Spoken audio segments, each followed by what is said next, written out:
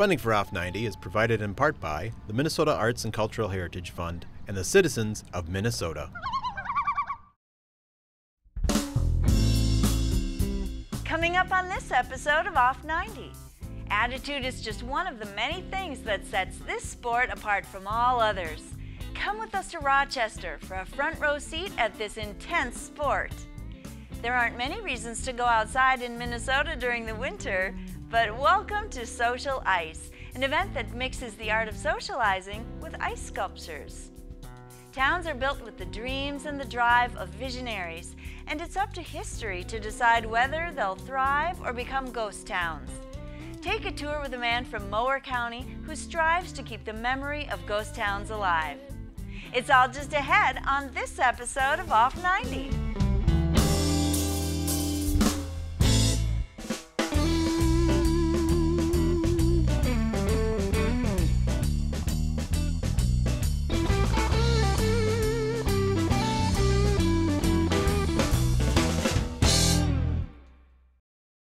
Hi, I'm Barbara Keith.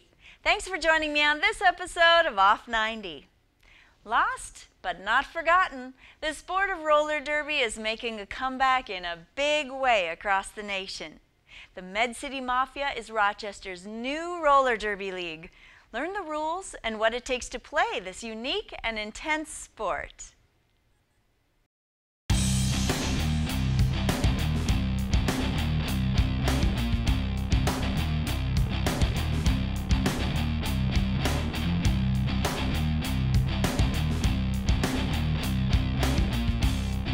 You would never use the word lady. Our behaviors are less ladylike, and girls can get away with them.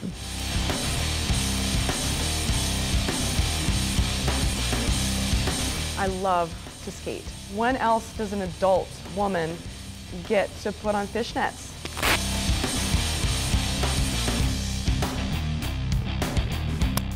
Roller derby is a sport filled with women who have a drive for life and need an outlet.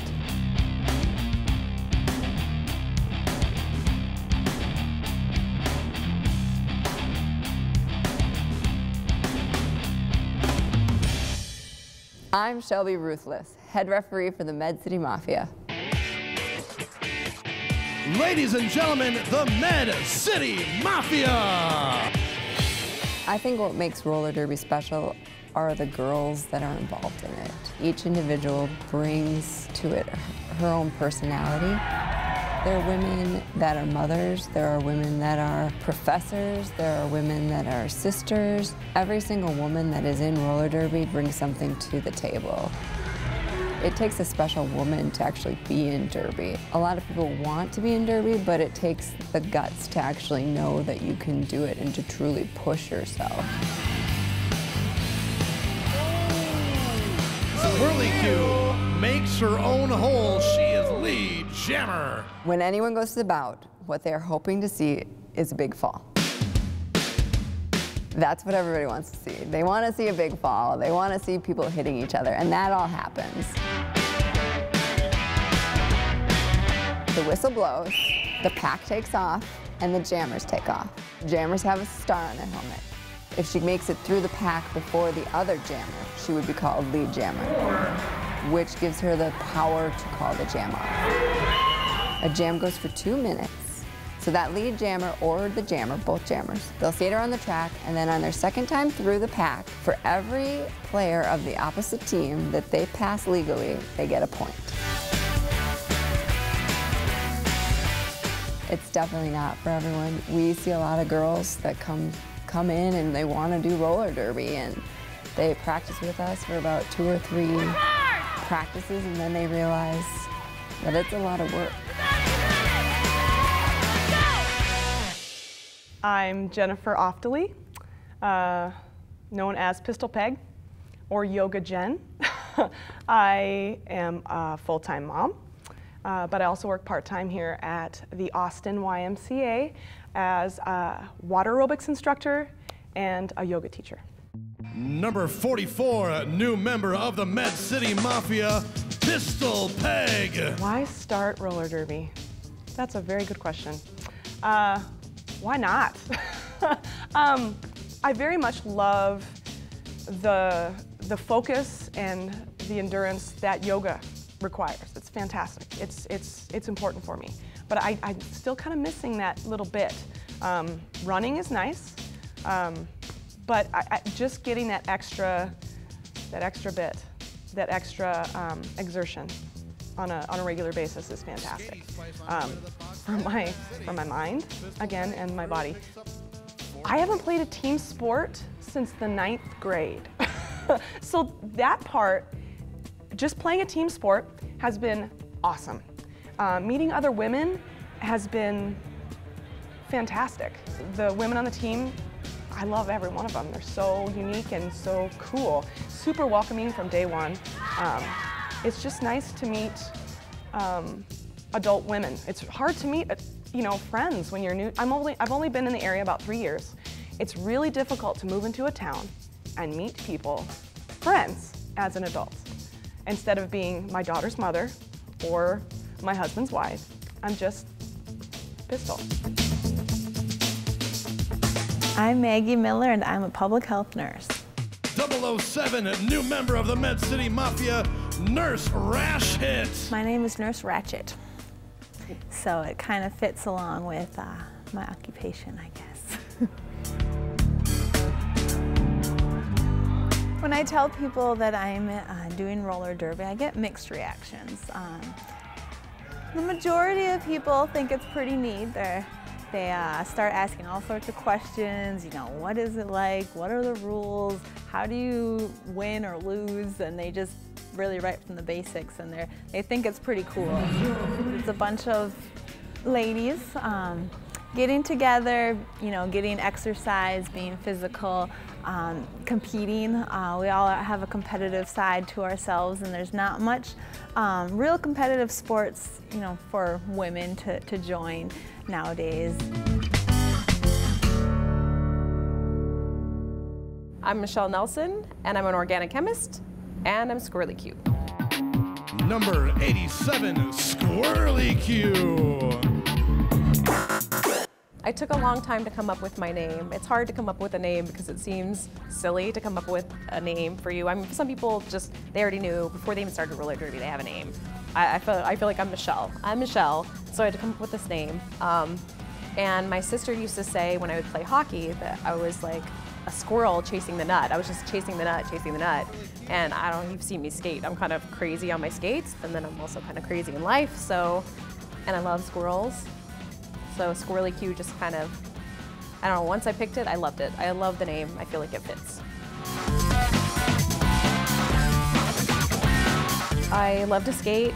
I love the intensity of it. I mean, you can't really think about anything other than skating. When I'm hitting somebody, I'm hitting somebody. When somebody's coming at me, I'm thinking about them coming at me. I'm not thinking about the little details of the day. It's just, I think it's the intensity of it that makes me love it so much.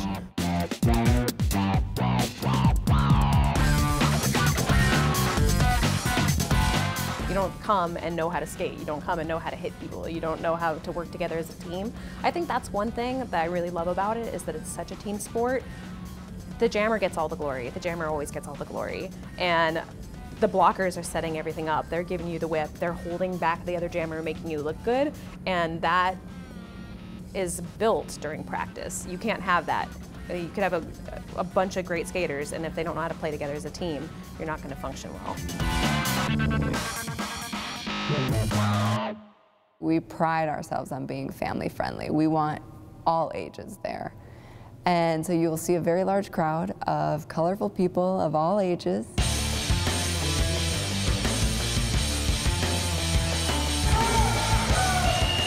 You will see a lot of skating and whistles, and it's fast. I guarantee you won't understand what's happening for at least the first 30 minutes.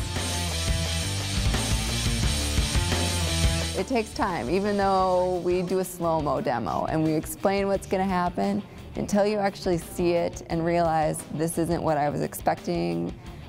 Some people say, oh, where's the ball? There's no ball in roller derby. Or why didn't they hit each other with a chair? Or why is it flat? We play flat track roller derby. all their misconceptions are thrown out the window and they have to re-realize what they're seeing or reprocess it at least. But I think at the end of the bout, everyone is happy they came and ready to see some more.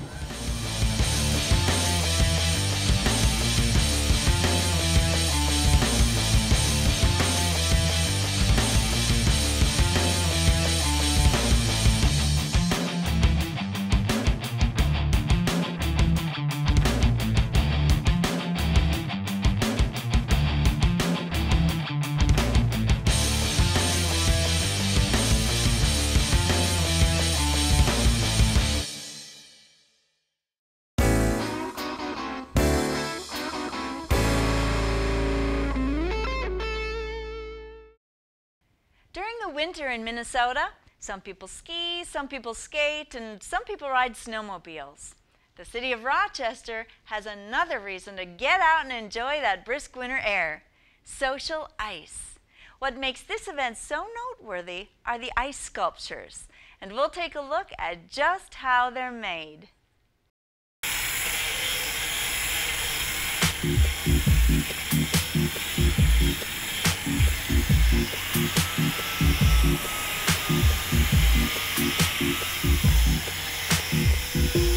This is the 5th year of SocialICE, and we expect anywhere from 15 to 20,000 people on the plaza each night.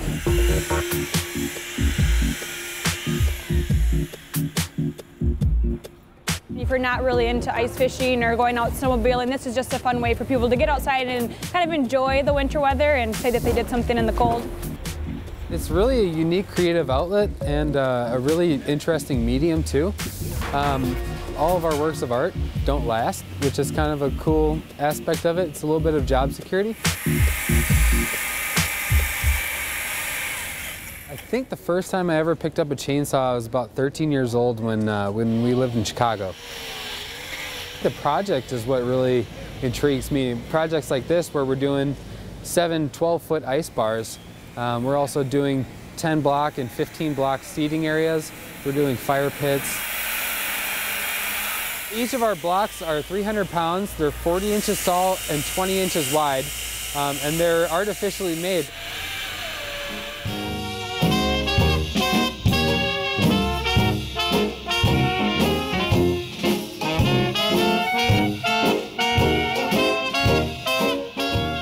This is a Mardi Gras theme ice bar, and they wanted 2 alligators playing the trumpet as kind of the bookends for their bar. We have a drawing on graph paper, and then we'll etch out a graph onto our blocks of ice. Then we use our chainsaw to start with, and we really get our rough shape, the rough cut outline of the piece done. And then from there, then we start creating our depth, highlighting arms and hips and legs and mouths and necks and stuff like that. I think the ice bar in total will take about 8 hours to make.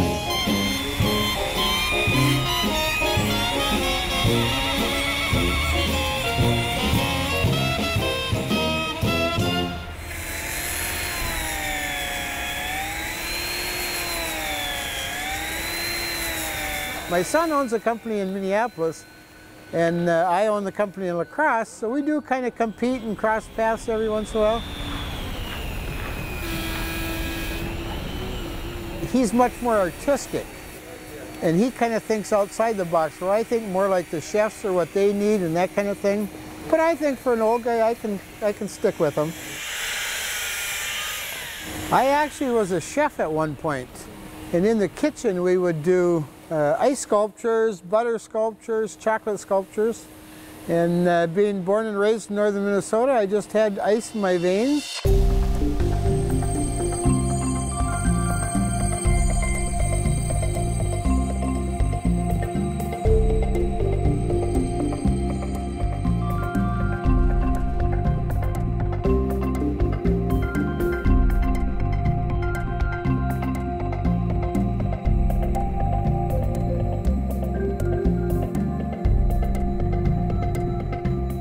It's a nice medium to work with because there's really no grain to it. It's soft, so it's very pliable, at least when it's close to freezing. The colder it gets, the more brittle it gets. Once it starts melting, it kind of takes on more of a modernistic look to it, and I don't mind that either. You can get 13, 14-year-olds stop and take a look at it and really be wowed by it, or you can have 80-year-olds that are really impressed.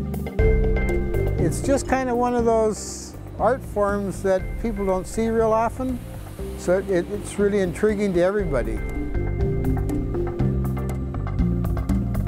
90% of the time we stand in our little shops with our earplugs on, all by ourselves, with electric tools and water, and we don't get much reaction from anybody around us.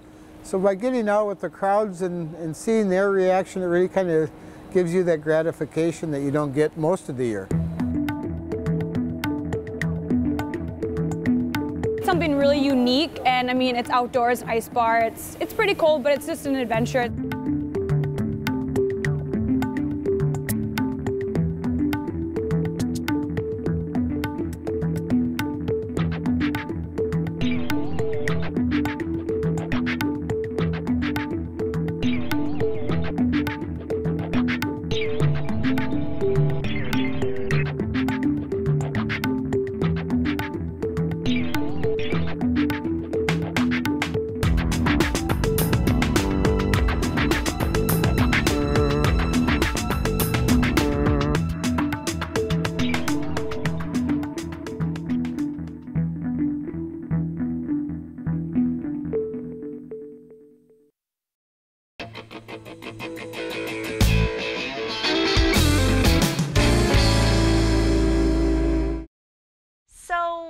Is a ghost town. Basically, it's an abandoned town, city, or village. It's a place where the dreams and the efforts of a town's residents just weren't enough to keep it a thriving community. We take a tour of some of Mower County's ghost towns with Dustin Heckman, director of the Mower County Historical Society.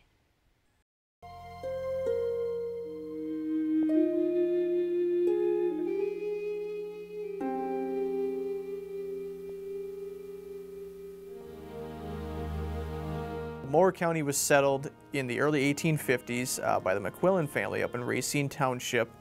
Literally, Jacob McQuillan made his stake to his land by taking a coffee mill and nailing it to a tree. My name is Dustin Heckman. I'm the executive director of the Mower County Historical Society.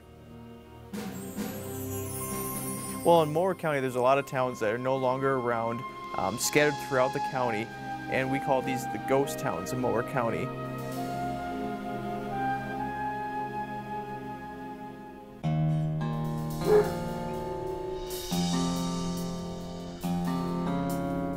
And this is usually a natural, no matter what county you go to, people always want to know about the towns that are no longer there, or they remember them. There's quite a few people that actually remember working in some of these towns when they were still around. So back in the late 1800s, life would have been a lot more simple. Most people, kids only would have went to school till about the 8th grade in their one-room country school and then been back out on the farm helping out. The roads were probably dirt. Good spring rain would have washed out a road pretty well. And taking the horse and buggy everywhere would have been the mode of transportation, or if you're lucky enough to get near somewhere that had a passenger train, there's no electricity at that time. With some of these, there's different instances of why they fell apart or why they didn't survive. Might be a natural disaster, could be a political maneuver. The railroad might have bypassed town or even came through and just didn't have enough competition, or it could have literally been their location in proximity to other towns or other settlements that were popping up across the county.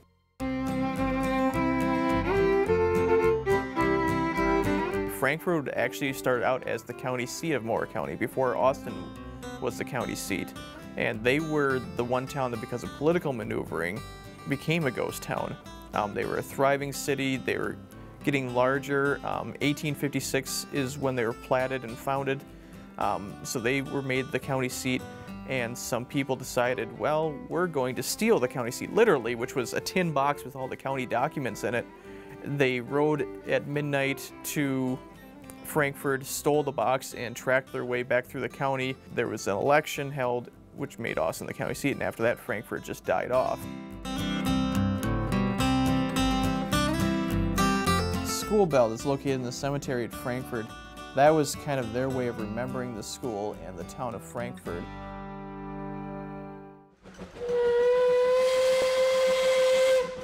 You hear about it all across American history. You live or die by the railroad. So if the railroad came through your town, you had a chance at survival. If it bypassed your town even by a mile, you probably were dead. So we're in Hamilton, Minnesota. This is a ghost town right on the borders of Mower and Fillmore County. This town was probably one of the bigger ones in Mower County. There were 30 businesses in town, and at its height about 300 to 400 people. This is what the town looks like now. It's an unincorporated community. There's a creek that runs right through the middle of town, and that was kind of where they centered the community on until it was bypassed by the railroad for Racine, and then the town kind of fell apart after that. With Hamilton, the big story was towards the end when it was in its demise, there was a bunch of horse thieves around, and one day the sheriff had finally gotten sick of it, and he brought himself and some deputies over here, rounded up the town people and said, "We know who has been stealing all the horses, so why don't you just confess now?" In the back of the group were a bunch of prominent businessmen from town, and they turned around and took off running for the woods and were never seen again. So they figured they were the horse thieves. Kind of makes for an interesting end to the town of Hamilton. If you've been around this area for a while, you know exactly where Renova is, or you remember hearing about Renova from somebody. So this town had elevator, post office, the railroad came through town, there was a depot there, and the thing that a lot of people remember is the general store. And this was owned by the Stern family. Lottie Stern was the last general store owner and proprietor, and she kept it going even after the town died off and the railroad stopped coming through Renova, I should say, until 1972, even though nobody else lived in the town. But a lot of people still went there to pick things up in the area. And so at the historical site, as part of the Ghost Town exhibit, we actually have the store counter from the Renova General Store, which a lot of people remember and really like because it actually brings that town to life. They always say this in the real estate world, location, location, location. It's all about location, because if you can't get to a hub to get the goods you need, or if you're too close to another town that is growing faster than you might not survive. Today we're standing here in Madison. This is a ghost town that's right along Highway 218. The town was built very quickly. There was a hotel, blacksmith shop, general store, post office. The first proprietors were actually attracting people away from Austin, so they built the town a little faster than they probably should have. Lansing is about 3 miles to the south, and Blooming Prairie is about 4 to 5 miles to the north here. So for the railroad, that was just way too close of proximity to be starting and stopping a train. It was a burden for the postmaster because he had to make that trip about every day, you know, by horse and wagon down there, pick up everything, and then come back and have to do the same thing the whole next day. And he chose to discontinue being the postmaster, and he himself moved out of the area. Then you also have Ramsey, which for a long time the railroad was beefing them up, and they were attracting people away from Austin. They thought, well, if we keep going, we're going to grow to be the bigger city. And then the railroad decided, well, sorry, Austin's going to win. You think of what goes into a town. You have to create a plat, so you have to get that all marked out, and you have to have a judge approve that to be an official town. You'd think, yeah, getting so close together, well, you know, I don't want to be that close to this other town, because especially if you see a community like Austin that is rapidly growing, I don't think you'd want to have a town very close by, because you're either going to become a suburb or you're going to get annexed into that town.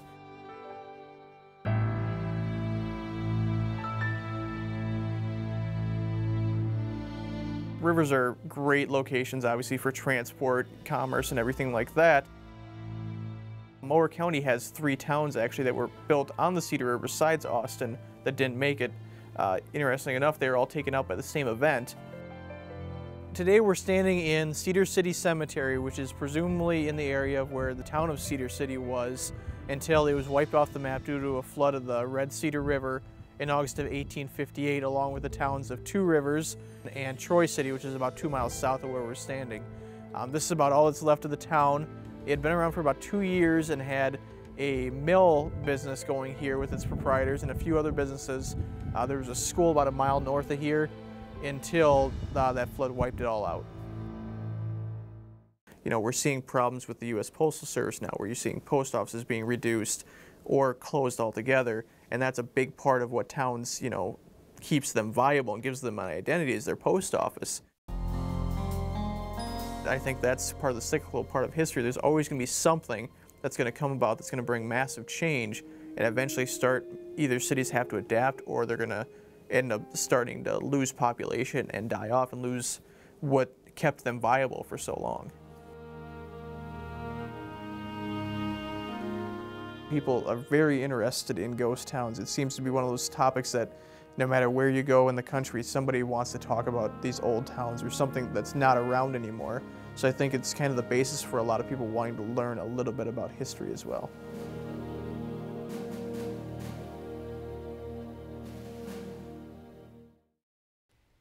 That's all for this episode. Thanks for watching. See you next time. Off 90.